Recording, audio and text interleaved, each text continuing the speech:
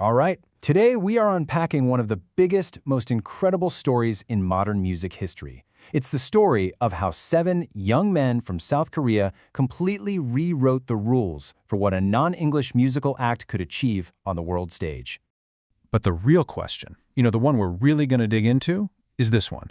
How on earth did this small group, from a company that, let's be honest, almost nobody had even heard of a decade ago, manage to become the biggest band in the entire world? It's an amazing story of pure chance, some brilliant strategy, and a message that somehow connected with everyone, no matter the language barrier. Okay, let's get into it. To really understand their success, you have to go right back to the beginning, to their truly ragtag origins. You see, their story doesn't start at some massive, established entertainment empire. No, it begins at Big Hit Entertainment, a tiny but really ambitious company. The founder, a guy called Bang Si-hyuk, had this one big dream. He wanted to create a hip-hop group that young people could actually relate to. And what's so fascinating is how they were all put together. It feels like it was almost by accident. Get this, the leader, RM, got signed after he messed up an audition for a totally different label. Then there's Suga, who joined as a producer and was famously promised he would not have to dance. Yeah, that didn't last long. Jungkook actually turned out offers from 6 way bigger companies just because he saw RM and thought he was cool. And V, he wasn't even there to audition. He was just tagging along to support a friend and somehow ended up being the only person to pass that day. It was this bizarre mix of fate and luck that brought them all together. So, they had the group, but global stardom? Not exactly instant. And that brings us to this really crucial turning point, the moment they finally found their own voice. When they first debuted, they had this really aggressive, tough guy hip-hop thing going on. But honestly, it just didn't land. Their first single, No More Dream, only made it to number 124 in Korea. The world, it seems, wasn't really paying attention. Yet. This was the big change they needed. They made a pivot. They moved away from that dark, bulletproof era to what everyone now calls their youth era. That aggressive image was gone, replaced by a much more vulnerable, colorful, and relatable style that talked about all the worries and joys of being young. And that pivot, it led directly to the single that changed absolutely everything for them. I Need You, which came out in 2015, was sentimental, it was hopeful, it was raw. It was the song that finally earned them their very first major music show win in Korea. And from that moment on, their path was changed forever. That first win was the spark. But what came next? Well, that was a fire that spread all the way from Seoul to the entire global stage. And their rise was just meteoric. In 2016, they win their first day song, which is like the top grand prize in Korea, a huge deal for any artist outside of the big established companies.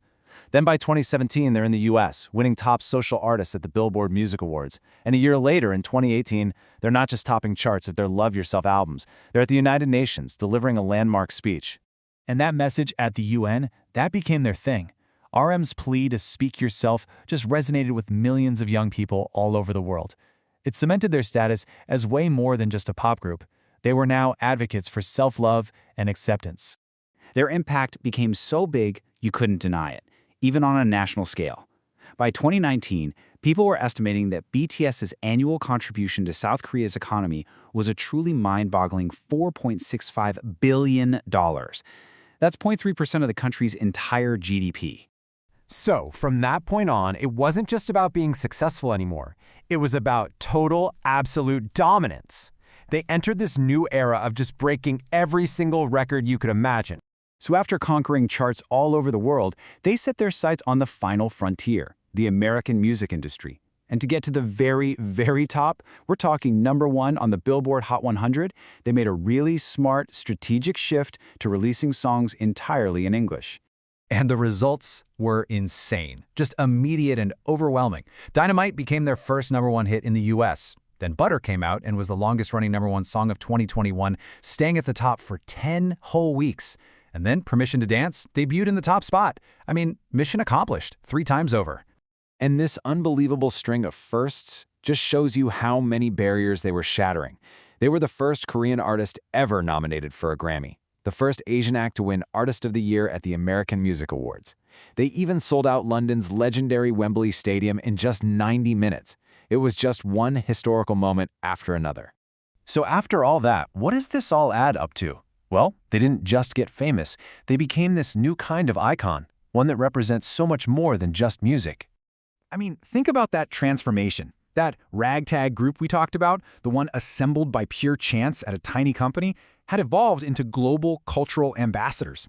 They were representing South Korea and a whole new generation of music fans on the biggest stages in the world. And they did all of this with the help of a massive, incredibly organized, and super passionate global following. Their official fandom, known as ARMY, is estimated to have a jaw-dropping 41 million members worldwide. Look, they started out with a simple dream of making music that people could relate to, and in doing that, they completely changed the rules of the entire global music industry. So the only question left is, what on earth will they change next?